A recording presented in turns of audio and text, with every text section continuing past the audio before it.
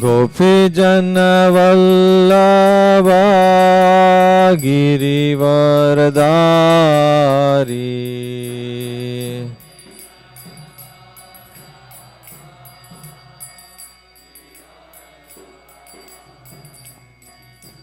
गोपीजनवल्लभा गिरिवरदारी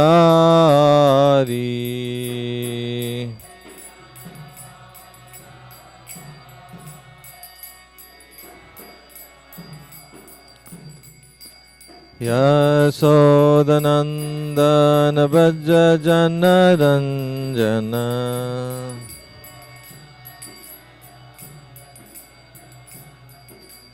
यशोदानन्दन व्रज जनरञ्जन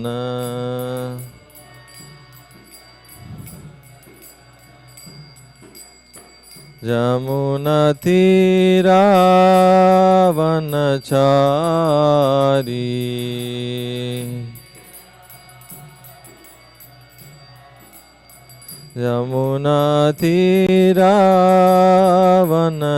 यमुनातीरावनचारी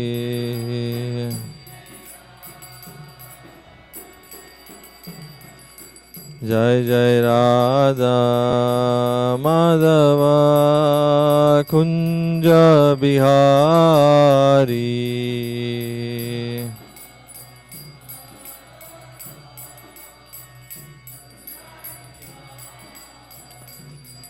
जय राधा माधव कुंज बिहारी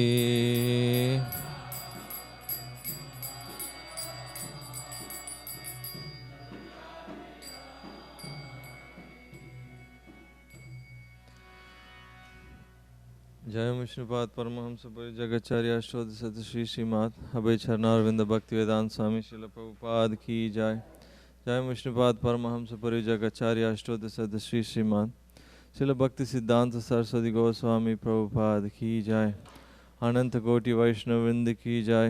नामाचार्य श्रील हरिदास ठाकुर की जय। प्रेम से कहो श्री कृष्ण चैतन्य प्रभु नित्यानंद श्री अद्वैत गदाधर शिवासदि गौर भक्त राधा कृष्ण गोप गोपीनाथ श्याम कुंड राधा कुंड गिरि गोवर्धन की जाय।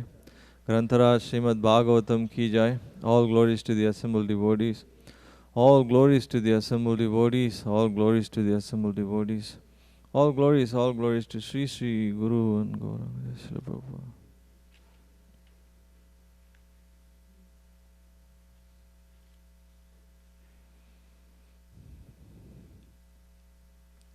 Om Namo Bhagavate Vasudevaya.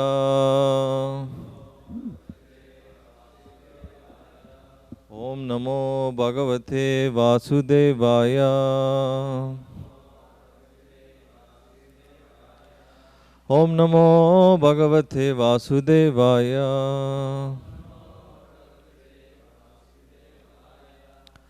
Reading from Grantharaj Srimad Bhagavatam, Canto 9, Chapter 18, chapter entitled King Yayati Regains His Youth. I'll read the translation for text 3 and 4 and we'll chant the Sanskrit for text 5 because it has the purport. Text 3, translation. Because Nahusa, the father of Yayati, molested Indra's wife, Sachi, who then complained to Agastya and other Brahmanas.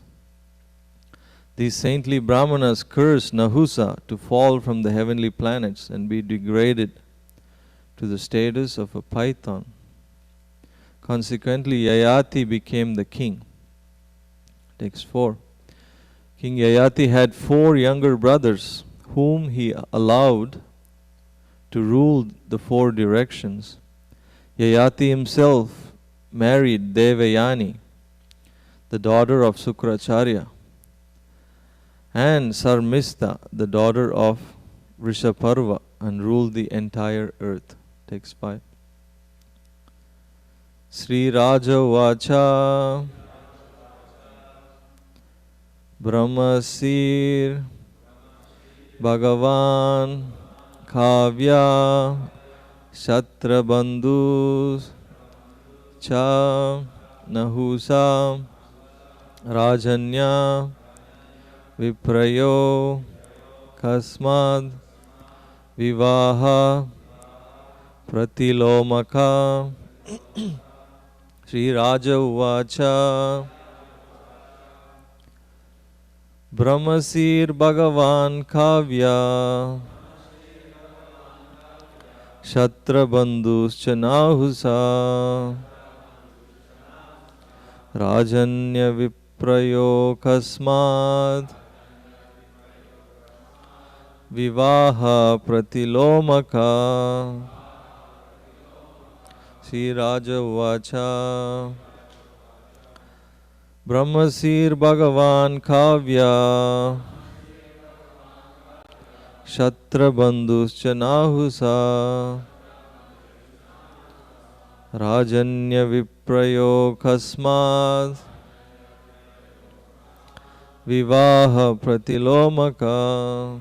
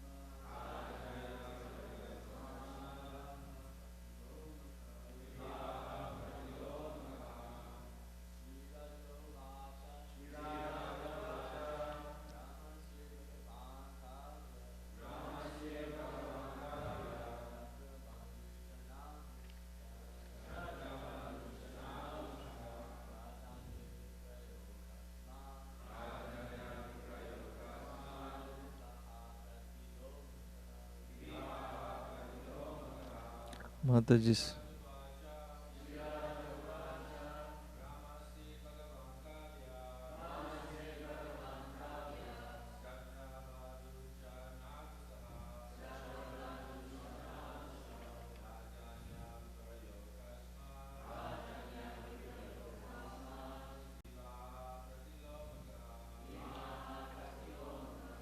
Mataji, please.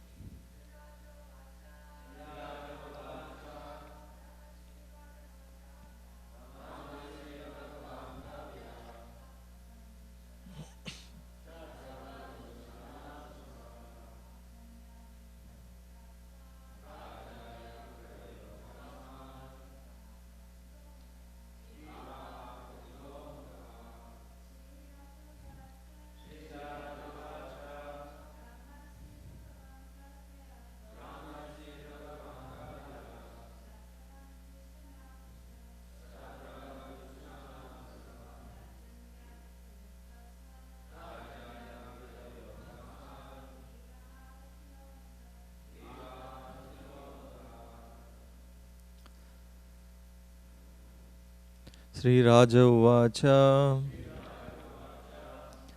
Maharaj Parikshit inquired, Brahma Rishi, the best of the Brahmanas, Bhagavan, very powerful, Kavya, Sukracharya, Shatrabandhu, belong to the Kshatriya class.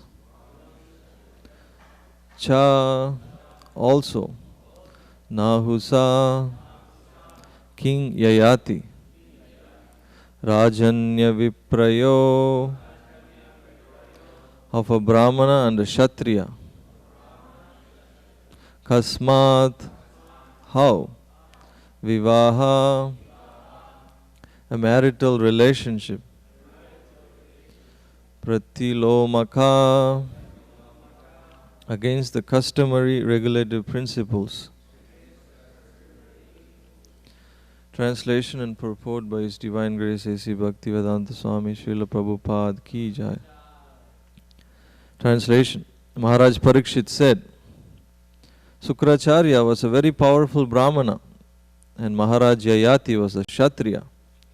Therefore, I am curious to know how there occurred this Pratiloma marriage between a Kshatriya and a Brahmana. Purport. According to the Vedic system, marriages between Kshatriyas and Kshatriyas or between Brahmanas and Brahmanas are the general custom. If marriages sometimes take place between different classes, these marriages are of two types, namely Anuloma and Pratiloma.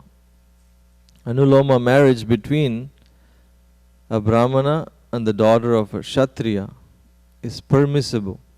Pratiloma, marriage between a Kshatriya and the daughter of a Brahmana, is not generally allowed.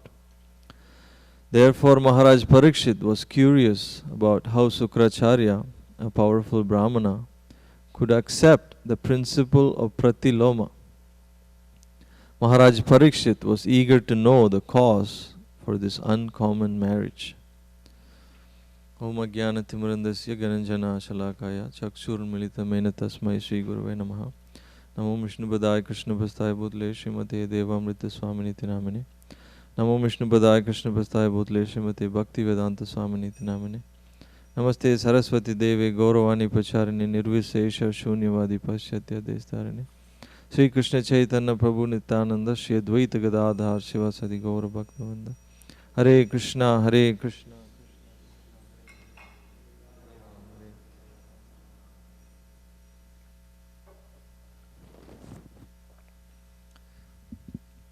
Very special day today, like we were singing in the Damodarashtakam, Namo Radhikayai Tvadiya Priyayai Namo Nanta Leelaya Devaya Tubhyam, that Krishna comes to this world and performs unlimited pastimes. Like today, so many amazing occasions like Tulsi Vivaha, Katyayana Vrata, Rasa Yatra, Nimbarka's appearance day, Bhishma Panchaka, end of Chaturmasya. It's like so many wonderful things to remember. Like when Bhaktisiddhanta Saraswati Thakur started this newspaper, Nadia Prakash, there was a politician. He asked him, what information you have that you started a newspaper, because newspaper means a lot of information on a regular basis. So, and Bhaktisiddhanta explained to him how this world is just like 1/4 of this material universe, is just 1/4 of Krishna's creation. So much going on in the spiritual world we can remember about and chant about and become purified. And in this translation and purport, even though Maharaj Parikshit was leaving for Krishna's planet very soon, we are already in the 9th canto, but still he's curious about this marriage between a Brahmana girl and a Kshatriya, Yayati. Because these things are important. This is Varnashrama Dharma, like Krishna established this. Krishna explains Chaturvarnam Maya system Guna Karma Vibhaja. Krishna explained that he established this Varnashram Dharma so everything can be in orderly, everything can be sane, and people can have the peace of mind and regulated lifestyle to worship Vishnu. Varnashrama Charavata Purushena Parat Puman. Vishnu Aradhyate Pumsan says. With Varnashram system, the goal is that we can worship Vishnu. Like Arjuna feared, if there was no Varnashram system in place, then there will be Varna Sankaras. Varna Sankaras, he was very worried, he didn't want it to fight. When there is Varna Sankaras, then we will have situation like we have now.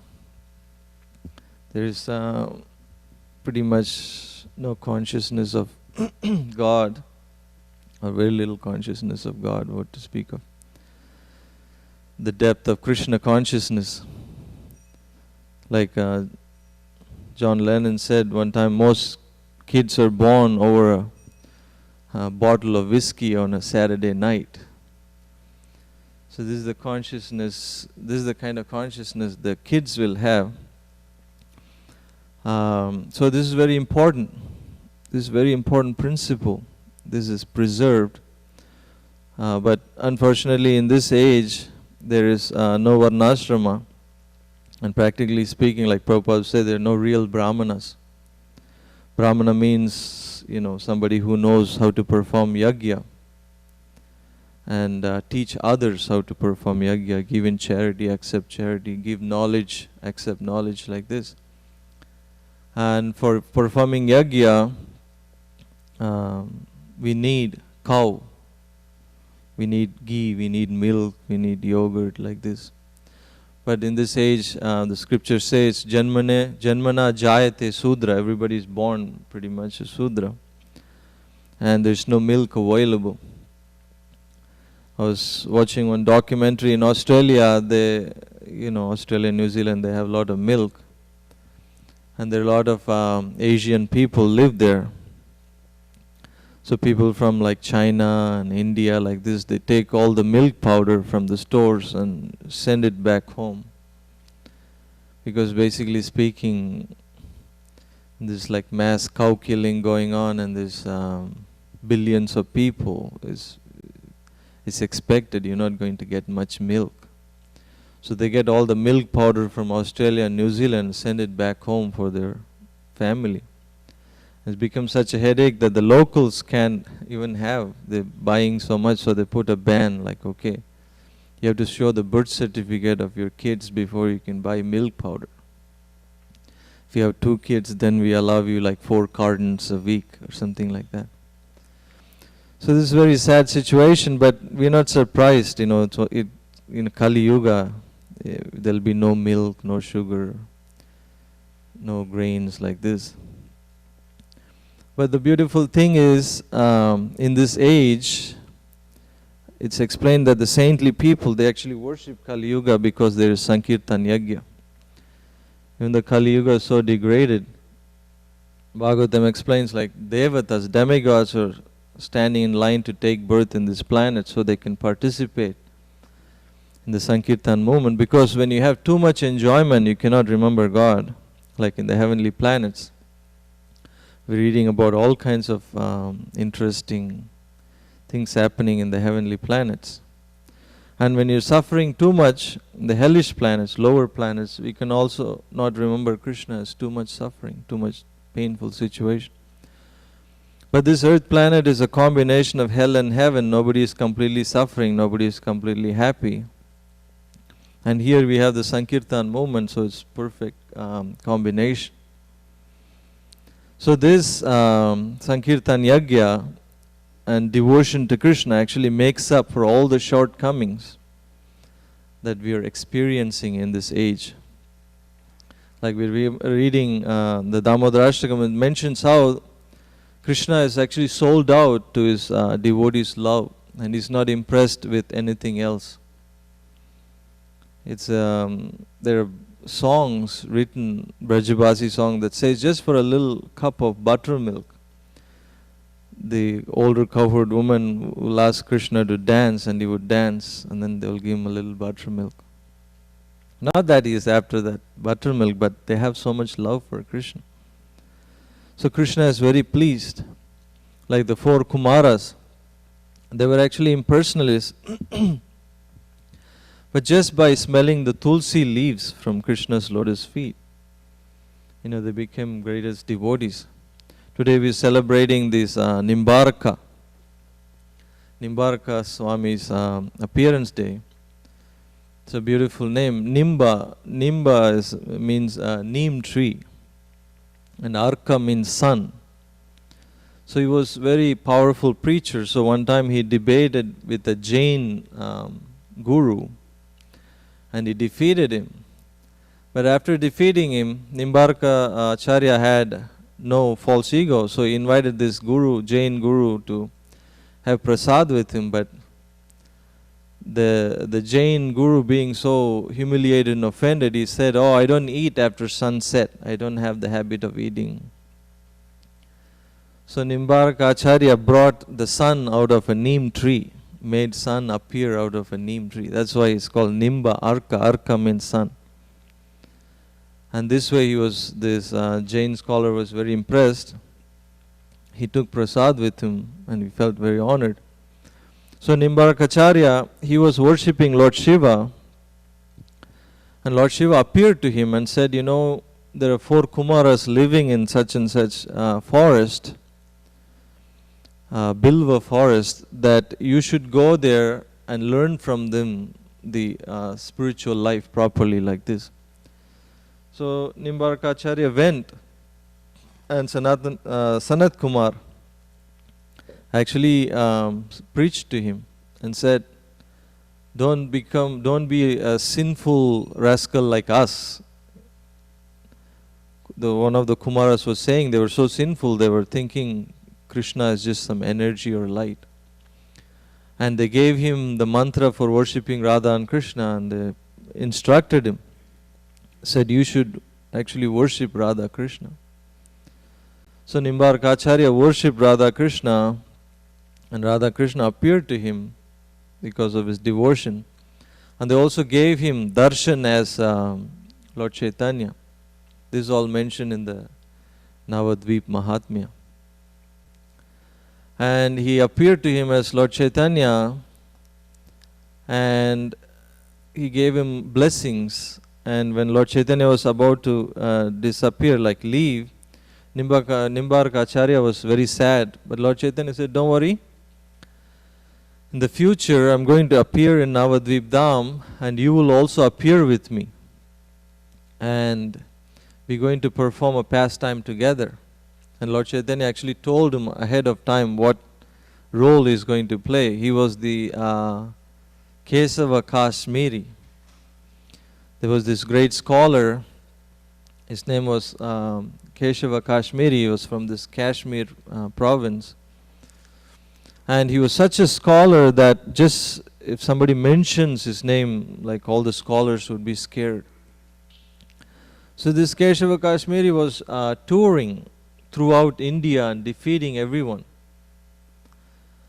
And then when he actually came to Navadvip, Lord Chaitanya was in the bank of Ganges with his school friends, having fun, having pastimes.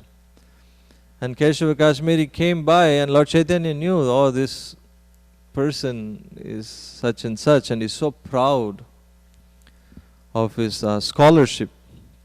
So Lord Chaitanya asked him, oh, could you please, you're such a great scholar, compose a prayer on Mother Ganges, Ganga Mata. So immediately, like it says, at the speed of wind, he immediately composed these beautiful prayers glorifying Mother Ganga. But Lord Chaitanya, even though he was just a young boy, he heard the whole prayer. And at the end of the prayer poem, Lord Chaitanya pointed out to Keshava Kashmiri, you wrote such a nice poem, but you made a mistake. I mean, for Keshava Kashmiri to hear that, like a young boy pointing out that he made a mistake, was like worse than death. And Lord Chaitanya said, you wrote this poem saying Bhavani Bhartu. That means there was a flaw in the poem, saying because Keshava Kashmiri wrote Bhavani Bhartu. Bhavani means Lord Shiva, wife of Lord Shiva, and Bhartu means husband. So Lord Chaitanya pointed out, you wrote Bhavani Bhartu, which means the husband of the wife of Lord Shiva. So, what is that? So he felt so humbled. He went home and he couldn't even sleep. All night he was tossing and turning. He felt so humiliated. He was wondering, who is this boy? Who is this boy like this? And Mother Saraswati actually came to him in his dream and told him, the person who defeated you is the one who I get my knowledge from as well. Even Saraswati gets his knowledge from Lord Chaitanya. So don't feel like this, that you're defeated by Lord Chaitanya. You should be actually very happy. So this way Keshava Kashmiri became a great devotee.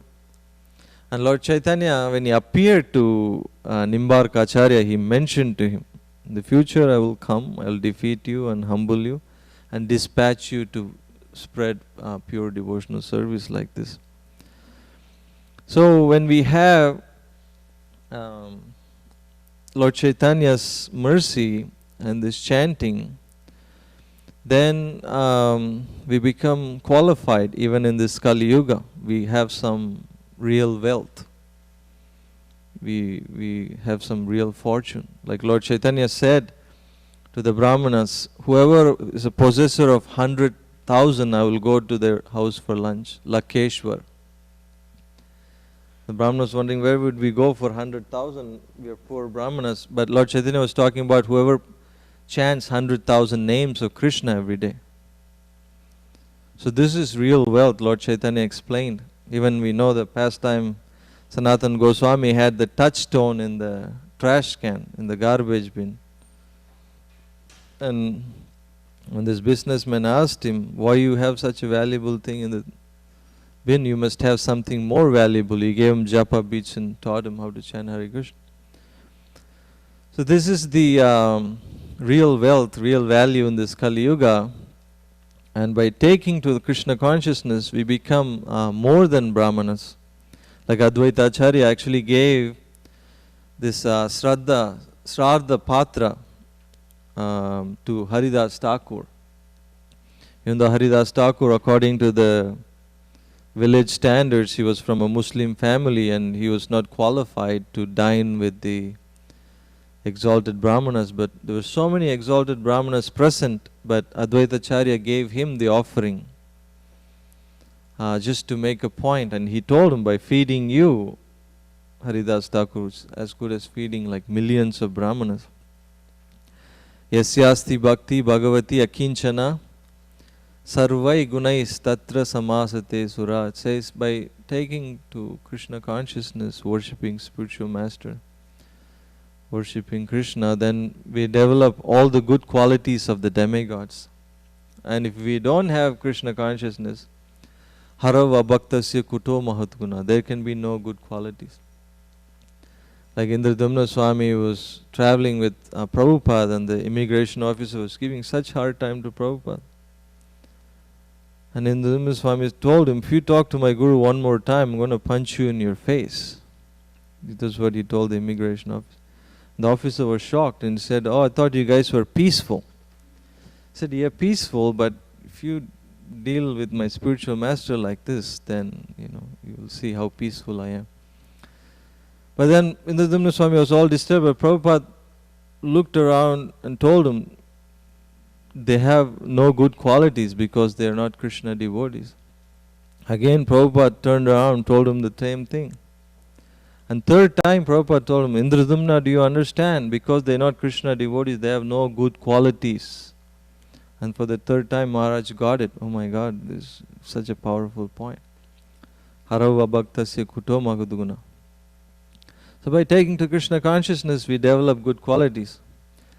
Prabhupada had so much faith in this principle. Like Prabhupada's god brothers would say to Prabhupada, like, your disciples, they're like coal. You wash coal. Where's the end of it? Keep washing all the black stuff. Keep coming, keep coming, keep. Prabhupada said, I don't wash coal. I compress it and make them into diamonds. So Prabhupada had faith that through this process, through this gradual process, that we will become purified. Like Narada Muni says in the Bhagavatam, even if somebody takes to Krishna consciousness for whatever reason, like 4 kinds of people approach Krishna: the pious, the inquisitive, the suffering, and one other. Anyways, however we approach Krishna, we're blessed. Even if we don't make it all the way through, still there is no loss. On the other hand, if somebody is so successful materially but they didn't take to Krishna consciousness, what did they gain? This is Narada Muni's teachings. Prabhupada said, I started preaching with this as a principle, main principle of my teachings.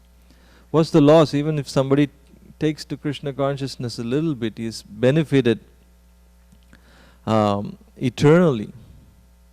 There is no loss. And what to speak of if somebody says? But it takes time. Like I was listening to one lecture by my Guru Maharaj, he was making this point, how, this is a gradual process. So when somebody is taking to Krishna consciousness, it's like they're taking shower. You can't go to somebody taking shower and say, look, there's like scum, there's dirt coming off. Look, I knew it. No, if he stays in the shower long enough, he will get clean. And same thing, if somebody is coughing, somebody is sick, but if they're taking medicine, sure enough, the sickness will go away, the medicine will work, provided that we keep taking the medicine. We don't stop the medicine. So like that, we've been in this material existence for millions and millions of births, and then we take to Krishna consciousness like few years, 3 years, 2 years, 6 months, or even 10 years, 15 years. It's like compared to how many kalpas. It says in the Bhagavatam, only thing that time cannot destroy is ignorance. You can go in the stomach of Mahavishnu and come out, still you will be ignorant. Isn't it? Like so many kalpas we slept and we come out and then we think we are the body. So this is the only thing time cannot destroy is the ignorance. So millions and millions of births we've been here. So just chanting few years, we shouldn't be impatient. And when we're dealing with people that are chanting, we shouldn't also be impatient with the others chanting. We should just understand that there must be some sincerity for a person to, just the fact is, come to Krishna consciousness. Like my Guru was also explaining the same lecture, that you shouldn't take a knife and go straight to his heart saying, you demon, you're such a demon, let me like stab you in the heart. No, I mean, obviously the person has some level of sincerity and is going to come out eventually, successful, eventually Krishna conscious, but we shouldn't come to the conclusion and not give them any credit. This is the problem. Like Sundar Nitai Prabhu was explaining in his class, like one person makes one wrong move and then you discredit everything they did. So my Guru was explaining, he also all the time prays to the deities that he will have the enthusiasm of a new bhakta and the maturity of a senior devotee. He says this is the success combination. We should be enthusiastic like a new devotee and be mature and wise like a older devotee. Otherwise in Kali Yuga, everybody is, like Prabhupada was writing a letter, I was thinking about the Ritviks. In Kali Yuga, Prabhupada is saying everybody is guilty. Like whatever we speak bad about others, we are guilty of the same thing. As soon as we open our mouth, we make a fool out of ourselves. Because this is the material world. I'm sure Savas Prabhu and other senior devotees that are in the role of counseling, you hear so much one person did this person did that, but very merciful, very patient, and give everybody the opportunity to grow, because this is the material world. Everybody is envious. Like Prabhupada gives the example, there was one man, he wanted to go around, see if there is any thieves in the village. But he found out everybody was a thief. So Prabhupada said, this is the material world. Everybody is envious of Krishna. So don't be surprised. We just want to chant Hare Krishna, but they will give us such hard time, Prabhupada said. We just innocently started a temple in Juhu beach, and they gave him such hard time, such fight, such complaints. And so Prabhupada said, this is material world. Everybody is envious of each other, and therefore there are wars. And Prabhupada said, material nature, this is how she punishes each other. Like Prabhupada says, a teacher, she asks two naughty students to stand up and ask one guy to pull the ear of the other student. And then this boy pulls his ear and it hurts so much, but then when he pulls back the other boy's ear and he does it harder, so this way they're pulling each other's ears. It's so hard and it's so painful, but the teacher is not directly getting involved. We used to do that in school, me and Maninath. So this is the material nature is doing. Like the bombs are not in the hands of saintly people with discrimination and compassion. It's just in the hands of crazy people. And they just basically, this wars for no reason, and nobody can even understand where it all started, and looks like there's no solution for it materially. So Prabhupada said, drop bomb on my head, I drop on your head, like swaha, everything is finished. Millions of dollars finished. So this is what's going on. Like one student was asking in the USC during dinner, like, why vegetarian? Why vegetarian? I was just repeating the words of my guru. I said, like, the world peace actually begins with your lunch plate or dinner plate. If you can just avoid this little piece of meat, you can avoid all the problems like wars and so many consequences, bad karma. So many poor turkeys are killed for like saying thanks. You're saying thanks to one and cut the throat of another. So crazy. There's not many panditas around these days. Pandita Samadarshana. Like one guy I met on book distribution long time ago, when the tsunami came to Japan, this boy was from Japan. He said, I was sorry for the country. And this boy, even though he was not a Krishna devotee, he said, we messed so much with the aquatics for so many generations that the karma came back in the form of a tidal wave, the form of a tsunami, and wiped out most of our country. So people have some kind of understanding. And when they read Prabhupada books, they'll connect all the dots and they can see the full picture. Like in Hollywood, I gave the one boy a book and he was hesitant.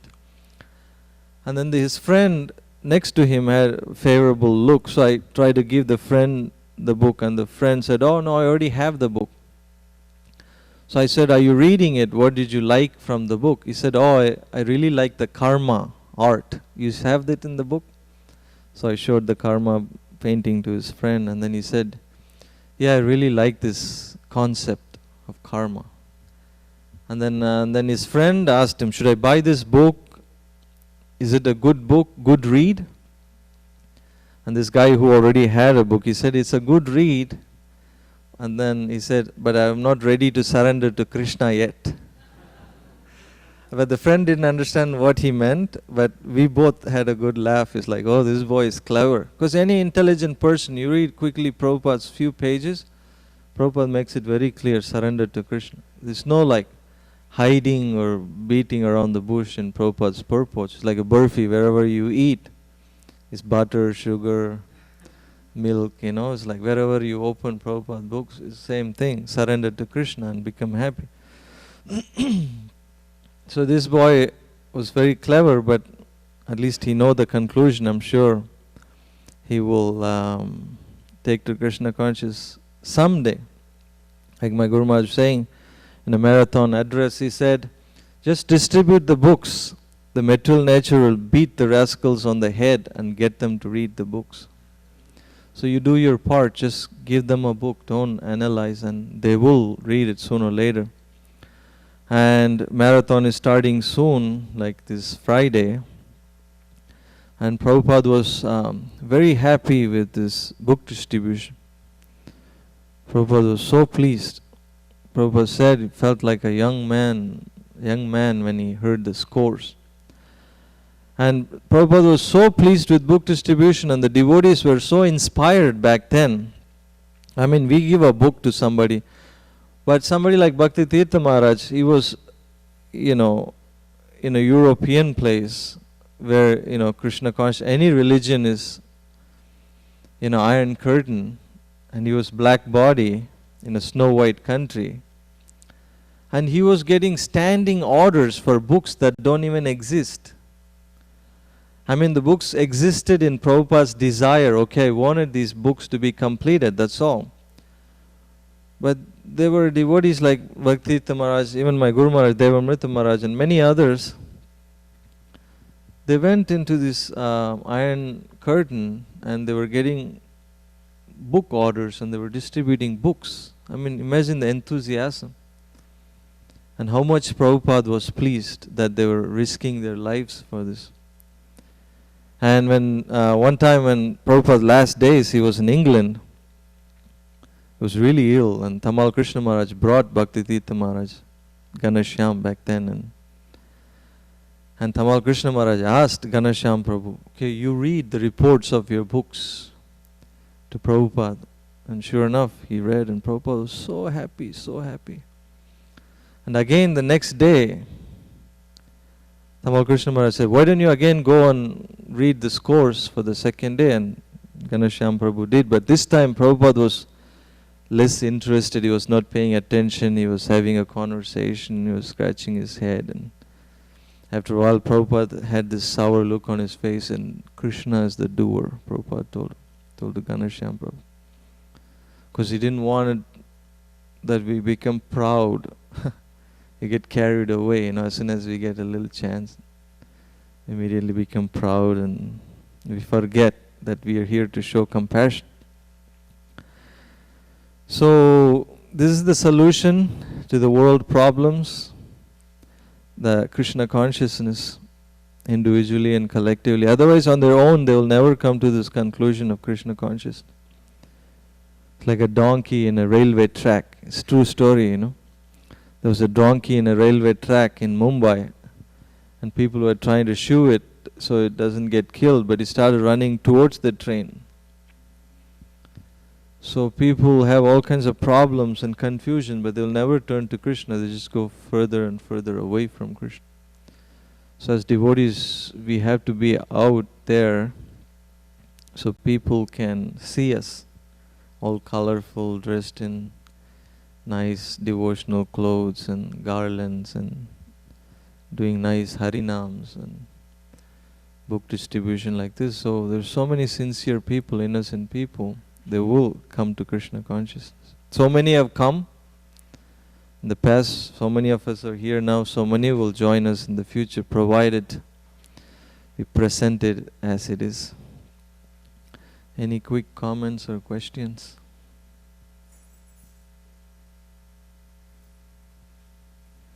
Thank you so much. Grantaraj Srimad Bhagavatam ki jai, Srila Prabhupada ki jai.